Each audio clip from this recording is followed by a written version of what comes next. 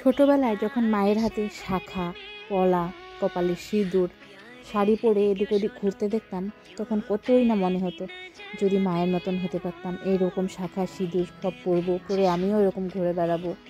তখন কি আর বুঝতাম সংসারের চাপ কী, সংসারের কাজ কী, কতটা না দায় ভার আমাদেরকে বয়ে নিয়ে যেতে হতো মা বাবাদের। তখন তো আর সেই সব বুঝতাম না। মাঝে মধ্যে দেখতাম মা রাতের বেলায় না খেয়ে থাকতো।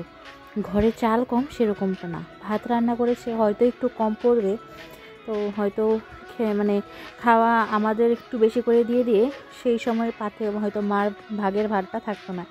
তখন মা আর নিজের জন্য এক্সট্রা রান্না করেনি, না খেয়েই ঘুমিয়ে গেছে। তখন তো আর বুঝিনি, তখন মাকে বলিও নি যে মা রান্না করো, খেয়ে নাও। কিন্তু এখন বুঝি যে মা হলে বা সংসারের বউ হলে জীবনে কতটা ত্যাগ করতে হয়। যদি তুমি ত্যাগ করতে জানো, ত্যাগ করতে শিখো, সবাইকে ভালোবেসে নিয়ে সংসারটা চালাতে পারো, তাহলেই তো জীবনের সংসারটা, তোমার সংসার জীবনটা সার্থক। আর তুমি যদি শুধু তোমাকে নিয়েই মত্ত থাকো, তোমার ভালো তোমার মন্দ এসব নিয়েই ভাবতে থাকো, তাহলে আর কিসের সংসার? সংসার তো তাহলে ওই সংসারই হলো না। নিজেকে নিয়ে মত্ত থাকলে সেই সংসারটা কোনোদিনও সুখী হতে পারে না। তুমি তোমার সংসারকে ভালোবাসবে, হ্যাঁ নিজেকেও ভালোবাসতে হবে। তো সেরকম ওই মা যেরকম করতো, না খেয়ে থাকতো, সেরকম না। হয়তো আমি এক মুঠ চাল বেশি নেব, কারণ সবাইকে ভালো রাখার জন্য আমাকে নিজেকেও ভালো থাকতে হবে। কিন্তু মার ওই ত্যাগগুলো এখনও ভাবলে পরে কেমন মনে হয়। মার হয়তো কিঞ্চিত সেই মার কিঞ্চিতও হয়তো আমরা হতে পারবো না। আগে যখন মা কোন টাইমে দুষ্টামি করলে যখন বকা দিত, মায়ের দিত, তখন ভাবতাম যে আমি যখন মা হব তখন আমি আমার বাচ্চাদেরকে মায়ের দেবো না, বকাও দিব না, ভালোবেসে বড় করব। এখন কিন্তু বুঝতে পারি যে দুটো বাচ্চার মা হলাম, যখন অতিরিক্ত দুষ্টামি করে তখন কিন্তু কোনো কিছুই ভালো লাগে না। তো আজকে আবার যাচ্ছি মার এখানে। আমার বাবার বাড়িতে এক মাসে একবার করে না গেলে ভালো লাগে না, কোনো মাসে হয়তো দুবারও হয়ে যায়। বাড়িতে আসলে মনে যেমন একটা অদ্ভুত শান্তি পাই।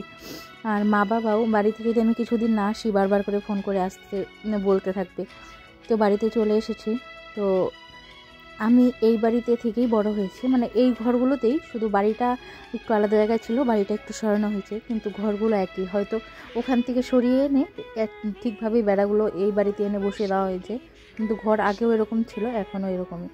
তো মাঝখানে ভেবেছিল ঘর করবে, কিন্তু ওই যে মাঝখানে ভাইয়ের পা ভেঙেছিল, তখন ওই টাকা পয়সা এসে করাতে এইভাবে রয়েছে। তারপরেও আমার মনে হয় এই বাড়িটা আমার স্বর্গ। এখানে আসলে মনের যদি কোনো দুঃখ কষ্ট থাকে, বা মনে যদি কোনো ঝড় তুফানও বয়ে থাকে, সেটা মনে হয় এখানে আসলে শান্ত হয়ে যায়। মার মুখটা দেখলে, বাবা মুখটা দেখলে, হাসি মুখটা দেখলে সব শান্ত হয়ে যায়। তো মা দেখেছে তো কত খুশি হয়েছে আসে পরে। তারপরে একটু রেডি হয়ে নিলাম, কয়েকটা রিলসও তোমাদের জন্য তৈরি করে রাখবো। আর যেহেতু বসন্ত উৎসব, তো কালকে আবার সব হোলি খেলবো। ভিডিওটা কেমন লাগলো কমেন্টে জানাও। টাটা।